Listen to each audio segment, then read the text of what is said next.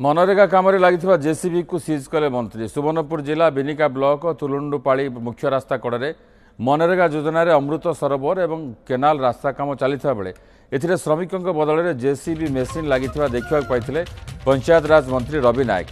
मनरेगा काम मेसीन व्यवहार न करने को मुख्यमंत्री मोहन माझी कड़ा तागिद सत्वे एठारे किभली नियम उल्लंघन होती सामने देखते मंत्री।